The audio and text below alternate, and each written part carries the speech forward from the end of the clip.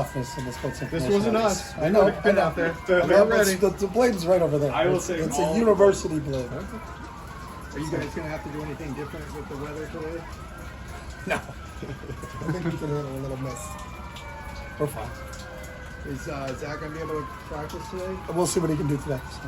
Is he feeling any better or any change in his... Yeah, he said he feels better, so we'll see what he can do today. What about Bill McGovern? Is he back today? Billy's in the office, but he won't be on the field. Devin Kirkwood? Devin's unavailable today. As far as what you saw on film, what stood out defensively? I think missed tackles. I talked to it a little bit after the game, but I think the amount of missed tackles we had, we got to do a better job in open spaces. They checked a lot of balls down. Their running back was their leading receiver coming in. He continued. I think he was the leading receiver in the game for them.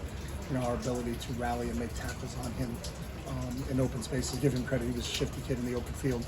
But we had to do a better job as a group. Part of that is gang tackling, getting more than one guy to the ball, so it's not just one guy making a tackle in the open field. But when we are in the open field, we still got to go back to our fundamentals. Sink our hips and bend our knees and keep our eyes up. And that could have negated a lot of the games. There weren't a lot of X plays on their offense. There was a lot of check the ball down to the back or throw the ball underneath and let those guys run for plays. So just got to do a better job in the fundamental tackling spot. Will that be more of an emphasis in practice this week? No, because it's the same every week. It's not like we didn't tackle last week. So I just think our players, when they're put in that situation, have to be conscious of really concentrating on using their fundamentals when we get to that situation. What are some ways that you can kind of increase the longevity and the mileage you get out of a running back at the college level, especially if he wants to go on and play at the next level? If that makes sense. You can put him in a plastic bubble and never play him. I don't know if he'll ever get. It's part of the game for everybody. Is that you have to get better at the game. You have to play the game. But there's also a toll that takes on you. So you're conscious of that. Just so you can get through an entire season with the players. But it really depends on the individual and what he can handle and what he can take. There are some guys that can kind of strap the team on their back and they handle it really well. There are other guys that are. They're 5 to 10 snaps a game. It just depends on the individual. Have the amount of full contact drills at practice stayed the same over the last few years? Have they increased? Yeah, we don't tackle in practice, so there's nothing that I think any of our running backs get any. There's no wear and tear on the practice. We practice just like practice in the NFL. There's no tackling. We're not taking anybody to the ground, so there's no wear and tear on them from the practice standpoint. It's just about timing, getting the timing down of everything. That's really what the practice focuses on each week when it comes to offense and execution. You believe in practice load management as the season goes along? Yeah, we use that all the time. We monitor our players on a daily basis. So, we'll pull guys out of practice based on how many high-speed yards they've accumulated during the course of practice, and that's all charted in terms of everywhere we are. There's times when the kids, you'll get to the third team period in our strength team coaches because we chart our guys in real time. We don't come in after practice and say, hey, Ben had a lot of yards today. We'll know what his max. We know every player's max high-speed yard output is supposed to be at a practice, and to the point where if they don't get it during practice, we'll get it after practice. But if they did get it during practice, then we shut them down when they get their number of yardage. So. Is there any sense of possibly telling or talking to Dorian about not hurdling? Would that? Yeah, those discussions have happened, but I think he's an instinctive football player that, sometimes it's benefited him. You look at what he did the other night. You look at the SC game. There's certain times, but there's other times. I think there's times. It really depends on how people are deploying their tackling on their ability. Are there people diving at people's legs? And it's a weapon that somebody on the offensive side of the ball has to be able to use. Zeke had one in the Colorado game. Someone went low on him, and he hurdled over a kid. It's probably people notice it more just because it's not the norm. But I think we always talk to our quarterbacks all the time about protecting themselves. So I think Dorian's done a better job this year than any other year. We talked about getting first down, touchdown, get down. And he ran out of bounds a lot on Saturday, even though he ran for over 100 yards. But trying to not take that big hit is a big thing because availability is one of the best qualities you can have with a quarterback. Any talk with the team after? I mean, there was a little bit of chippiness in that game. Yep, we talked about that. I think you have to. It's a game of emotion, and you have to play the game with emotion, but you can't let emotion play with you. I think some kids learn some valuable lessons on Saturday, and we'll continue to do that because when it turns into a penalty situation and it hurts the football team, then it's not beneficial to anybody. So we talk about you have to respond to things that happen in every game, and competitors respond, non-competitors react. You can't be a reactive guy in the football field. You have to respond when something happens on the football field. Another 7:30 game this week.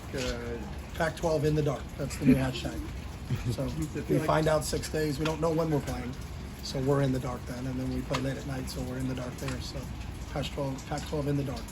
Does it feel like the world's conspiring against you 3 in a row? No, I mean that's just this league. Those are the TV contracts that they signed a long time ago. This has got nothing to do with George and his group. You know, it's again the biggest thing for me. We don't care what time you play. It's just the exposure. You know, you had a team run for 400 yards last Saturday night, and no one knows about it. You know, if a tree falls in the woods and no one's there to see it, it doesn't make a noise.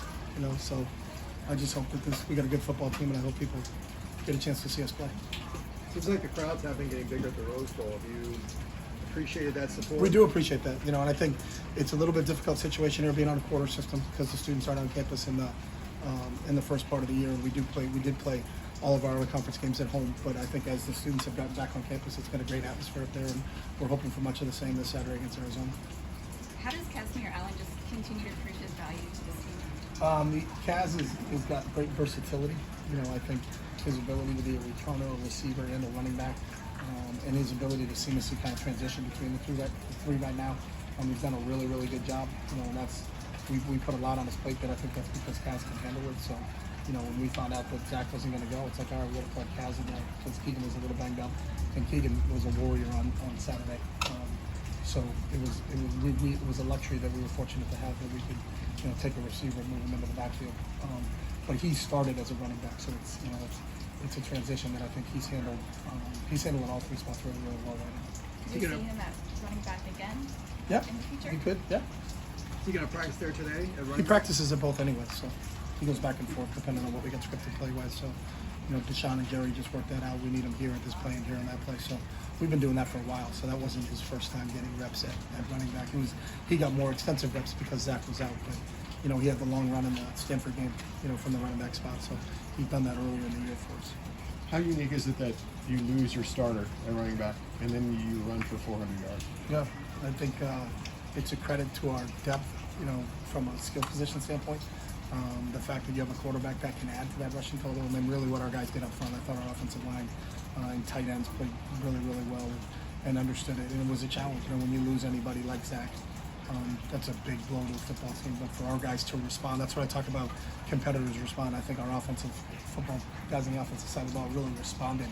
You know, when they knew that Zach wasn't going to play after warm-up. So, you know, what do we got to do? I thought Kaz stepped up, Keegan stepped up, Dorian stepped up, and I think our whole offensive line, our group of tight ends really stepped up. How unique was it for you in your history? Do you ever remember? Well, we went to Arizona State 3 years ago and we were told in warm-ups that Josh Kelly wasn't going to play. So we've kind of been through that before with the same group. So that's, now we didn't run for 400 yards in that game. We were productive on offense, but not as productive as we were last night. So Back in Oregon days, do you remember anything like that?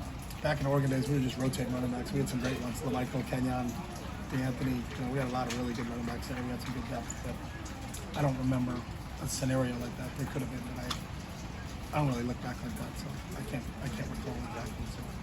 This weather remind you of Eugene? Yeah, I like this one. It's nice. We get too comfortable sometimes in Southern California weather-wise. So I told our guys I was excited that we had this for a couple days and get their focus on what the focus is. We can't control the weather, so let's not worry about it. Let's focus on having a really good Monday. So this is a good change of pace for us. So. And Scott can't handle it, so I'm really worried about Scott with this one. So That is true. The Vice President of the United States is on campus today. Are there any players on the team who are politically inclined? There's a lot. I did not know that the Vice President of the United States was on campus today, but there are a lot of our players that are politically inclined. So this is our first time she'll be with us. It's right there. Yeah. Cool. So I'm sure we'll be done early at 11.